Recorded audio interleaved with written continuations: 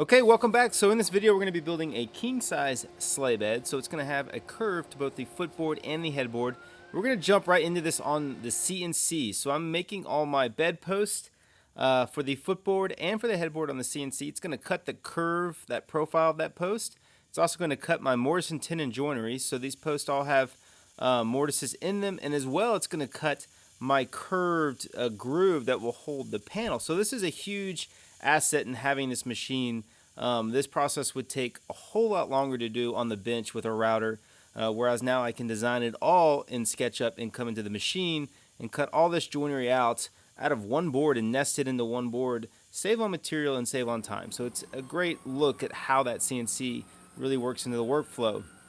So from the CNC, we're going to go over to my old Oliver bandsaw and break these parts out. Pretty simple process here of just following the cut lines and breaking these pieces apart.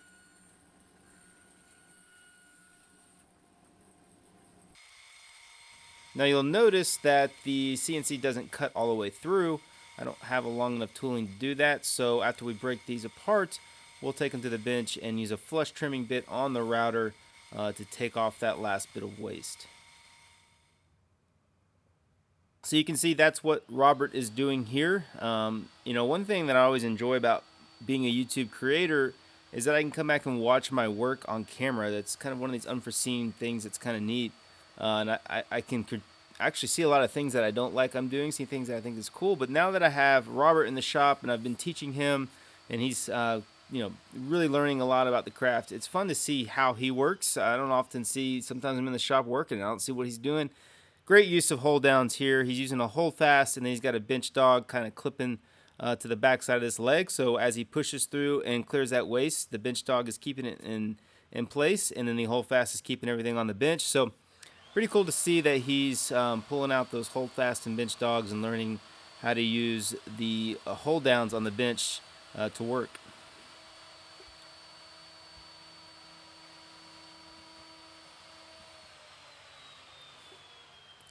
Now once we get them all cleaned up, we're going to square up the mortises. Now this is kind of, you could go either way with this. You can leave them round and round your tenons, or you can do the opposite, square the mortises and just cut square tenons. I prefer to cut square tenons, but honestly, sometimes it depends on the project, what you're doing. In this particular case, we're going to square everything up. And Robert's just got a 3/8 chisel, and he's going to go through and knock off the rounded edges of all the mortises and make them nice and square. And in the background, I think I'm milling parts for the headboard and footboard, the rails for the frame of this bed.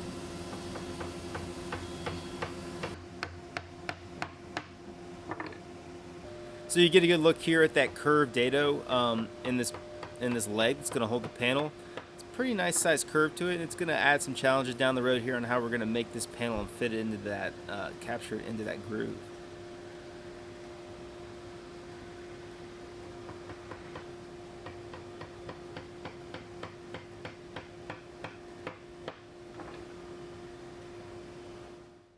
All right, next step is cut tenons. Now I've always been a big advocate of laying those tenons out with a marking gauge.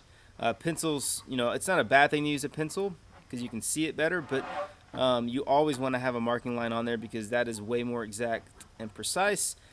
Whenever we're building one-off custom pieces, I tend to want to lay out everything just to prevent mistakes. If it's more of a production run, something we're building out of the catalog, things are set up, we can cut those out without a lot of layout time.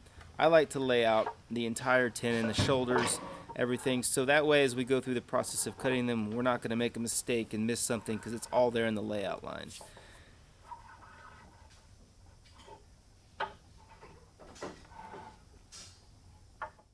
So we go to the table saw to cut these. I've marked off with a marking gauge also where those tenons need to be. So now I'm just doing test cuts right off the end of my piece, just a little 1/4 of an inch in, and I'm going to sneak up until that fits into the mortise the way I want it. Now, ideally, the best thing here is to come right off the machine and have a really good fit, so you save on time on fitting it. Once we dial in the size of the tenon, basically the height of the blade on the table saw, we're going to set our fence for our depth of cut into the part. So this will establish where our shoulder line is on our joinery, on our tenon, which we originally marked out earlier. And then we'll set that fence, and we can just roll from there.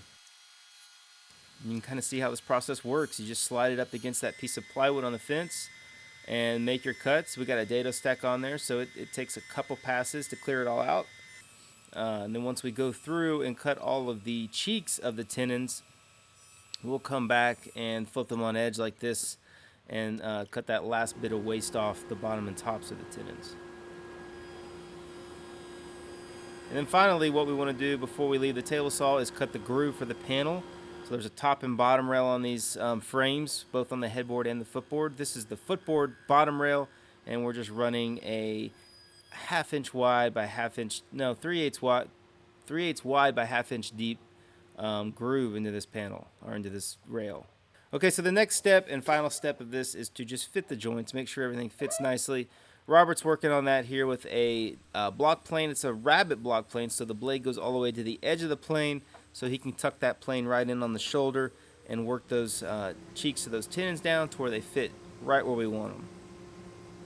And then you can see in the foreground a really awesome cannon pattern for the Alamo. I've got several of those to do, and this is one that I've been working on, much bigger than the last one. Pretty cool looking.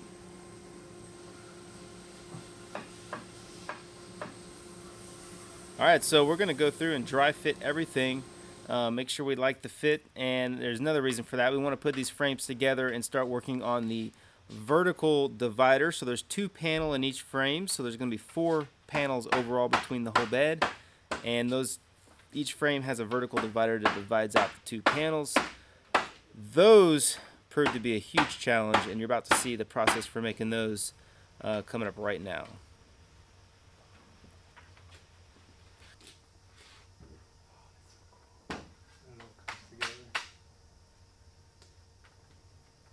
Okay, so let's take a quick break to talk about today's sponsor, Hone Health. Now, if you're anything like me, your job and your lifestyle requires that you have a lot of energy and just ability to work hard. Now, I found as I've gotten a little bit older, I did hit 40 last year, that I've lost some of that energy and definitely some of the strength that I used to have as a younger man in my 30s. The work in this shop requires a lot of focus. We're building very high-end custom furniture, and I have to be able to think clearly, get the cut list made, and follow the steps properly. Making mistakes in the shop costs money, and those mistakes a lot of times can come from not being focused or not having the mental energy that I need to accomplish the task I'm doing. And this is where Hone Health has become so helpful for me. They're a comprehensive hormone optimization clinic that helps men get back their energy, focus, libido, and muscle mass by addressing low testosterone. Now, one really interesting fact that I learned from Hone is that testosterone levels have actually dropped per generation. So my father's generation had 25% more testosterone than I did. That's probably why my dad, at his age, has more hair than I do right now. Now, I did learn that this is not entirely our fault. There are environmental changes that are affecting testosterone. There's a lot of things that go into it, but over 30 million men are affected by low testosterone and lower energy. The good news is that Hone is here to help. They help men get testing done for low testosterone from the comfort of their home. It's a very simple process. They mail you a really cool test kit. Everything is laid out and explained before you. You take the samples you need, you mail them to Hone. Their labs will do the testing. Hone has a really great online portal that you can sign into, see all your results. And once your results are done, you get to meet with a physician, talk about your testing, talk about what you can do to improve your levels. They offer FDA-approved medications. They offer supplements. They offer a lot of different processes and paths you can take to improve your testosterone and ultimately give you more energy. For a limited time only, my viewers are going to get the home assessment test and a visit with a physician for only $45. Just visit honehealth.com/Andy Rawls to take advantage of that offer now. I just want to thank Hone Health for the support, for sponsoring the channel, and for providing such a great product that allows me to have energy to tackle all this work. So this is a test run, and there's a stack of these in the corner of the shop. So I didn't show it all, but basically these go at an angle, so the ends are cut at an angle. They fit in there nice and snug, and then there's a curved groove that has to match that on the leg on both sides of this vertical divider. And that curved groove, you can see it there, was the most challenging part. I cut it on the CNC, but I was having a really hard time getting it to be the same on both sides of that divider. One side would be slightly off than the other. I finally figured it out. It was a lot of combination of the program and then how I positioned it and put it in a jig on the CNC. You can see here I've got kind of a fence that's clamped to on a piece of plywood. And so we cut the first groove, take it out, flip it, and then cut the next groove. And so where I was having trouble is when I cut this second groove, it wouldn't line up to the one below it. if you drew a line across, they would be a little bit off, and that was a huge problem. We can't have that. So finally got all that figured out, and I tell you, it took a lot of test tries, and I burned through some material, but it was a huge satisfaction once I finally figured this out and got it working. I also learned a lot going through the process on the CNC, which is always nice. You know, you have to fail to learn, and that's where I was on this. So the next step is I'm going to take that original test piece, and I've got the angle set, so I can turn my blade, set it up right to that angle, make the cuts on my real actual parts, and then they're ready to roll.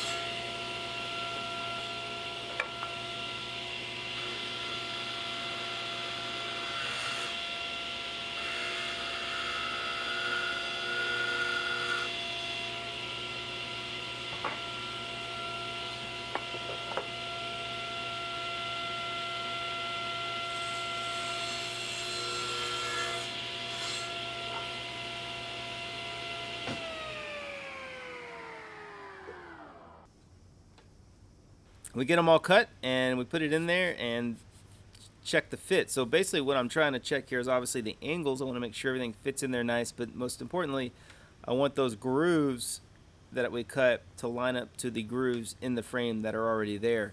That way we have a nice, and obviously I'm pretty pumped when it happens. You can see here, we'll have a nice dado groove to capture that panel into that lines up perfectly and has the same curve across both the leg and the vertical style. There's a lot going on here, super challenging and just a lot of fun to figure out, but also a lot of head scratching, a lot of wasted parts.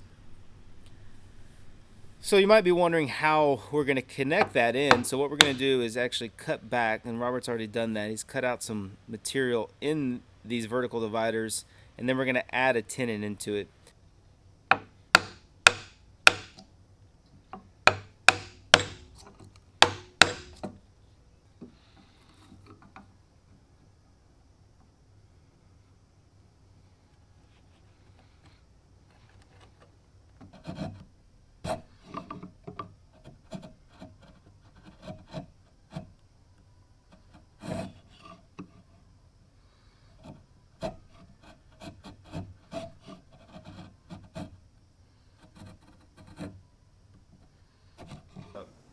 Alright, so next we get to work on the panels, and I was very excited about the material we have. This is Texas Pecan, but it's a unique Texas Pecan in that it has very dark grain going down the middle.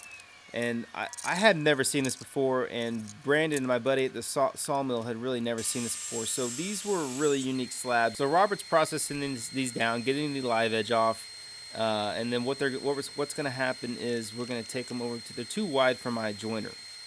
You're not going to see this in the video, but I took them over to the CNC and flattened one face on the CNC, and then we could run them, we could put that face down on the planer and run those through the planer, get them all surfaced and thicknessed and dimensioned nice and clean so that we can go through the process of carving a curve into these.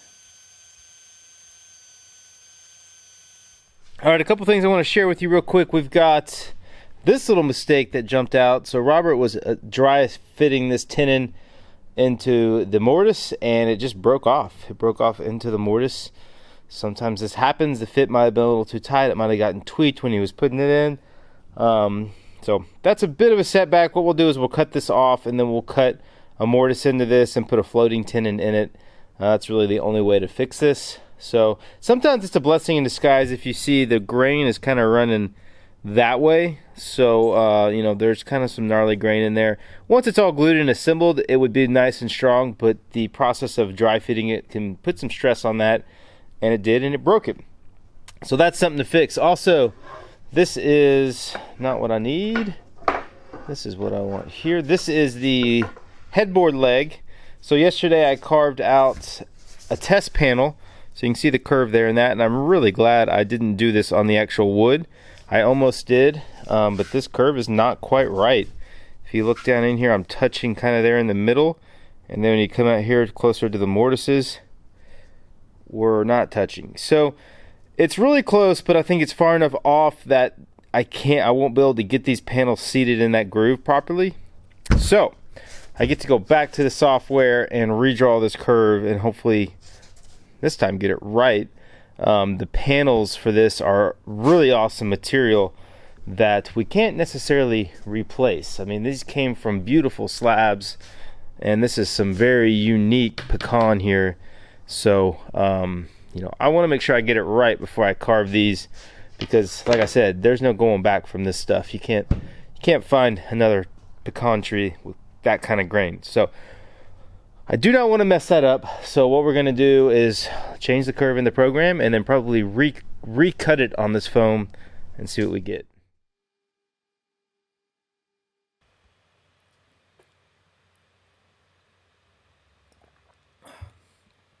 Now, I think this video is a great example of how this CNC can be so incredibly helpful, and a great balance between hand tools and modern machinery. These curved panels would be an absolute chore to make by hand, and to be honest with you, I've done it before because I've built this bed before a long time ago, right when I started my business, and I did most of it by hand.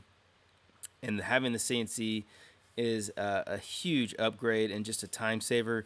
And for me, this was a lot of fun because this was the first time I've ever done anything, you know, I would say on 3 axes. So instead of just cutting 2-dimensional, we're actually cutting 3-dimensional as well. So on the Z-axis is cutting, we're going down, we're cutting that curve. So it was a lot of learning, a lot of trial and error. Like I said, we used those foam boards. Now, I mentioned the foam boards were off. I want to correct that. They actually were only off because they were not stiff. So when I tested on them, they were actually deflecting and changing the curve. But once I got that figured out, we were rolling on this. And I want you to see here on this carve that we're leaving, it's hard to see because there's so much chips, but we're leaving the ends flat. We're leaving them about 2 inches, and that's going to allow us to flip this over and still register that panel on the same plane. So if we cut the whole curve off and didn't have any flats on the end, it'd be really difficult to shim it out and get it back level and on plane on the machine. So that's something that is very helpful. Now, if I had done this again, I would have left more like 3 or 4 inches. These are cut almost to size here. So now we got to come back. We're going to have to come back and carve that flat into the curve, which, you know, proved to be a lot of work. It would have been way easier to add 2 or 3 inches and just cut the flats completely off on the table saw and have the finished panel. But, you know, can't get it all right the first time. So once again, this is cutting the inside curve. So this will be the back side of the headboard, opposite on the footboard. So the footboard, you actually see the inside curve looking at the bed. So, you know, it does it in multiple passes. It took, I think each carve was about 45 to 50 minutes. So while those 4 panels are getting carved out on the CNC, Robert's working on those vertical dividers. You can see here on the bandsaw, he's already added that tenon in, and now he's cutting the curve out. So we have to match the curve of the panels. So we basically just freehand that mark off the groove and cut it out on the bandsaw. And then Robert's going to spoke shave these nice and smooth.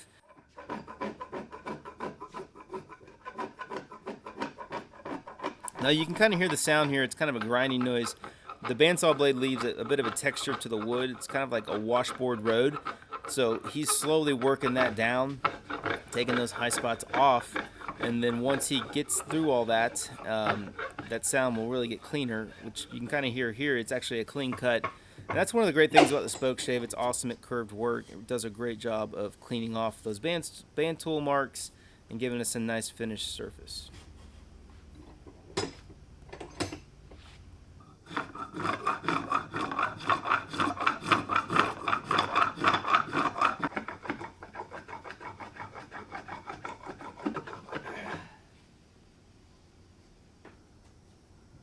So Robert's going to assemble it here and just make sure that that is lining. We want it flush to that top rail, so it's just a matter of putting it together, feeling it, and making some adjustments. We don't have to get it perfect yet. We can come back after we glue it up and do one last final kind of shavings to really get that transition nice and flush.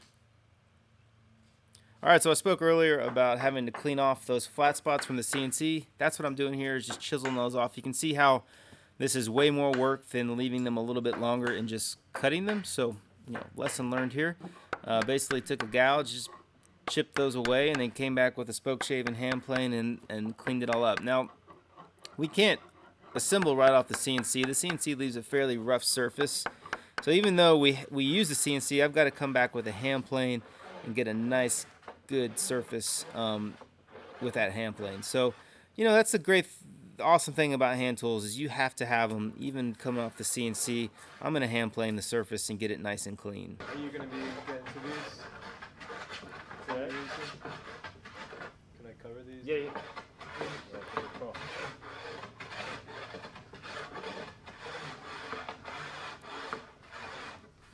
Okay, so one of the key features of this bed design, you're seeing the finished bed before the end of the video, which I rarely do, but it's really the only way I can explain this process. So a big part of this design is this reveal you see along the panels. There's about a 3/16 inch gap all the way around on all the panels, footboard and headboard. So that, in a perfect world, that would be really easy to achieve by just getting square openings and squaring up your panel, measuring out and putting it in place. But if you're like me, that perfect world never really exists to the tolerances that I want. So if this reveal is off a 16th, someone can pick that up, and I don't want that. So I have to get this right on. So here's how we do that. First step is we're going to cut the end and the long run, square those up. We're going to put it in the frame, push it up against the leg, and obviously let it sit on this bottom rail. We're going to look at this and find any gaps. So if we're touching at the top and we have a gap at the bottom, all we got to do is take a pair of dividers and measure out that gap, take it over to the vise, and mark the gap on the end where it's touching, and just hand plane down to that mark. It's really pretty simple and easy.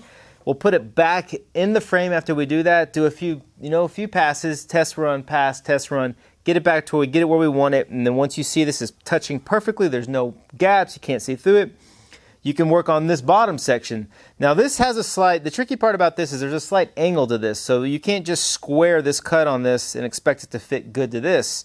So when we drop this down on this rail, we actually had about a 16th of an inch gap consistently across the whole thing, which is pretty easy to deal with.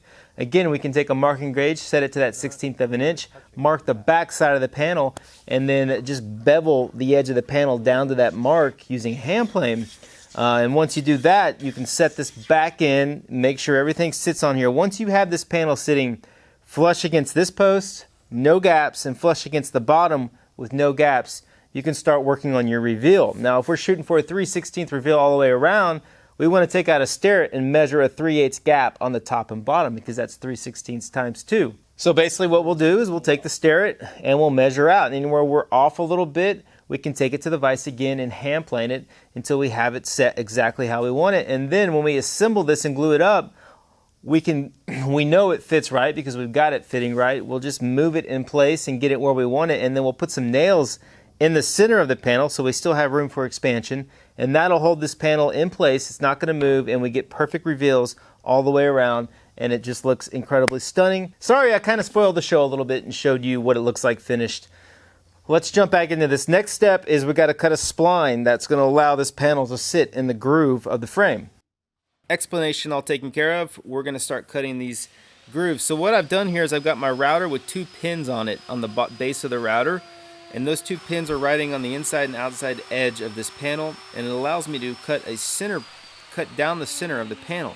So that's what's allowing me to run a matching groove on the panel. I know the panel is the right curve, so all I got to do is just ride those 2 pins all the way around it and cut, a 3/8. I'm using 3/8 tooling and cutting a 1/2 inch deep, and I'm taking it, it's a little bit tough because you're on a thin edge, so I'm taking light cuts and just taking my time. And obviously at the corners I can't go all the way. I have to stop and I'll have to take those corners and finish those by hand.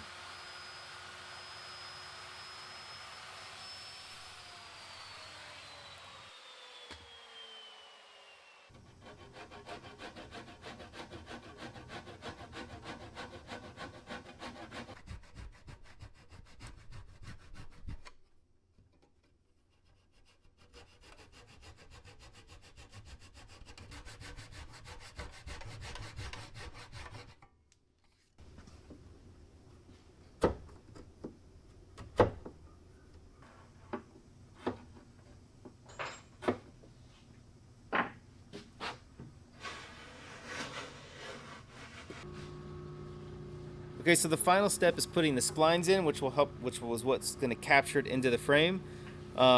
These are cut at a slight angle, so this is going to make sense when you see it here in a second. But the reason I angled these is if you just butted these together, you could potentially see a gap through them. And so I put a little angle. It's a lot like if you were trimming out a house and you needed a long run, you had to splice that piece together. You put a little angle on that to do that. Same thing, you can see it right there. So how this is going to work is these top long edge pieces will be glued in, and the end ones will be glued only in the middle. So the panel can still float and move. And so where those two splines meet, there's actually movement happening there. Those are going to slide as the panel swells and shrinks. And you can see here I'm gluing the long ones in. The ones on the ends are already glued. They're just glued though in 2 or 3 inches right in the middle, and then the outsides are left dry so that panel can float and move. And like I said, the splines are going to kind of move where they met there. It allows this panel to have some wood movement and allows it to be captured in the frame. It's a pretty cool little process. You can see how well it works right here. It's way easier than trying to cut it on the panel, right? So it'd be really hard to cut those grooves into the actual panel as opposed to adding them into the panel like we just did.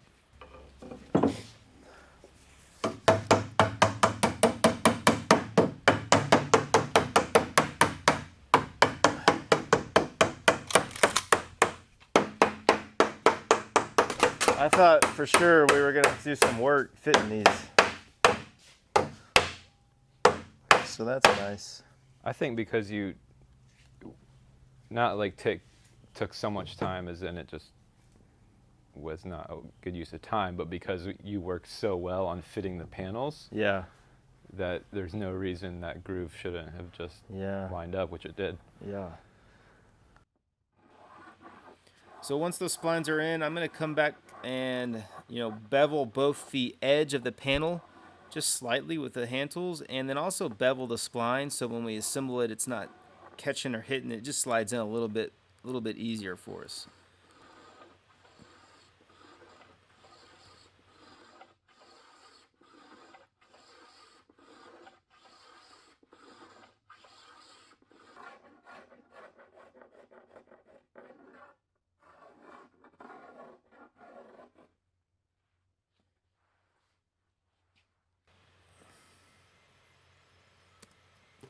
And obviously one of the best shots here is putting oil on these.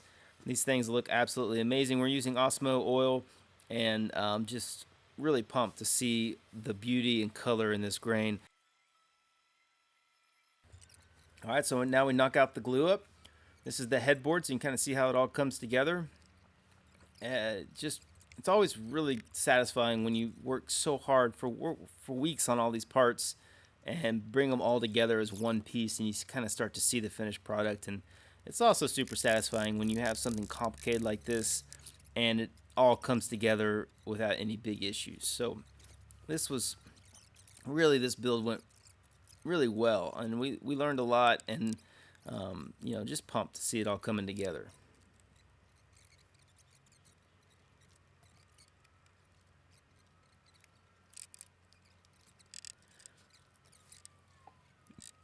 All right, so I got one little fix to do there. I couldn't stand this little streak of sapwood in the footboard. It was distracting to the eye. It took everything away from the panels, and I had to fix it. So what I'm going to do is tape off around that whole vertical style, that vertical divider there, and then we're going to put a coat of de-wax shellac on it to just seal it, and just brush that on. And you can see once you put that on how distracting that sapwood is. It really pops, and it looks bad. So put a little stain in my sprayer, and it's almost like you're airbrushing. I just airbrush some stain on there and brush it out. Take the tape off. I put a coat of that shellac back over it to seal that stain in, and then we can oil it. And you can see here once we oil it how it all blends and matches, and that sap color is basically gone and just makes the bed look 20 times better in my opinion.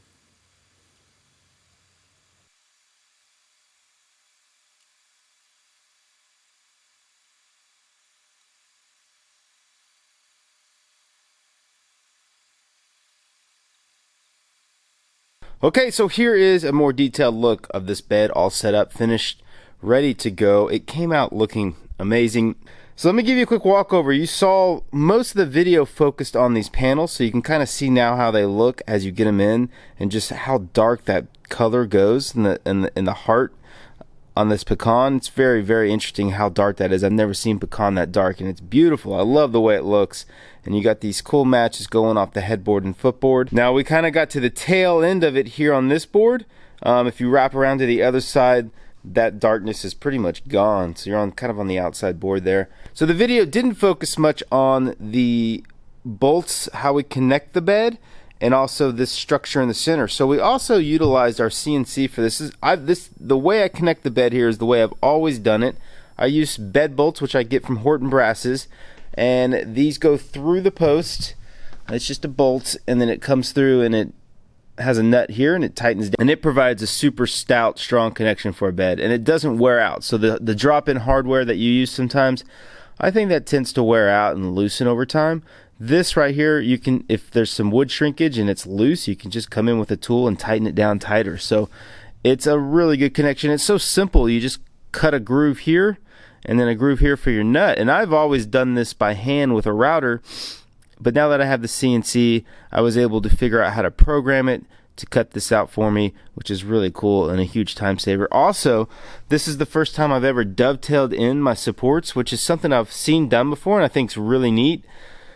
I've never done it because it's super time consuming, but again, with the CNC now, I programmed it out to cut these dovetails in one single board, mirroring each other. So this one mirrored the other side, and then we just ripped it right down the middle and had our two boards. And then I had Robert come in and cut out the dovetails to fit in there. Now looking at these are pretty steep dovetails. I probably could have sloped those a little less, but they serve their purpose. They'll keep the side bed rails in line, so they're not, if there's a bow and they push out, it pulls them in together. Now I'm gonna come around here because one thing I really love about this detail, it's a little bit harder because I don't have space, is you can see that pecan leg poke through at the front, the footboard of the bed, which I just think is really cool. It kind of gives you a little added detail to it. So we talked about the bed bolts as our connection. Now one of the flaws to that, and one reason why a lot of people don't use them, is because it exposes a hole in your post. So I make little covers. This one needs to be turned. The grain's a little off, but these, you just spin these on the lathe. You put a little notch in them, and you can put a really small Allen wrench in there and just pop them out. And then that exposes that bed bolt and allows you to take the bed apart and put the bed together. Here's this side right here. Okay, so that's it. Thanks for tuning in, guys. What a beautiful bed. It came out amazing. I appreciate you guys watching. Leave me a comment. Let me know what you think. As always, I appreciate that. Even if you have some critiquing, I'm open to that as well. So again, thanks for tuning in, and we'll see you next time.